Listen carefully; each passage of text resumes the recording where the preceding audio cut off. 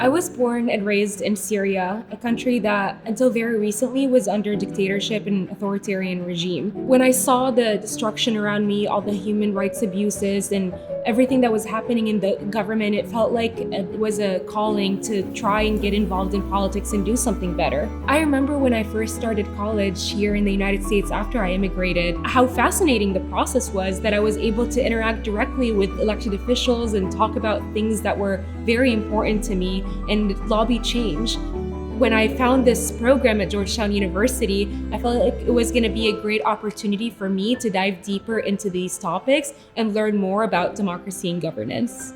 When it came to the program, I was offered a research assistantship position, and I worked on two things. The first thing was documenting oral history stories of democracy and founding elections and transitional elections. So I got to speak with a lot of experts that helped in these circumstances and learn from their experiences. The other research project that I worked on was how to use AI to forecast risks to elections in democratic countries. When we started the project, the goal was to be able to use AI in a forecasting way, whether that's asking about risks to elections, the possibility of violence erupting. There were endless possibilities. We realized when we were in mid-project how prompt engineering was so important and how it was really affecting the responses that we got from AI. I really hope that this project grows to be able to actually predict those events before they happen so that governments around the world have the opportunity to prevent them and protect civilians and defend human rights before they erupt. Looking back to when I was 11, I remember when the war started, and I remember feeling very helpless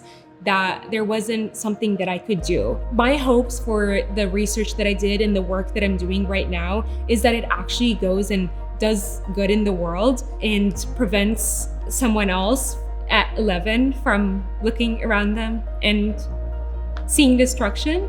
And I think it's a reminder to my younger self that no matter what circumstances are, you can always learn something positive and turn it into a positive experience that helps others.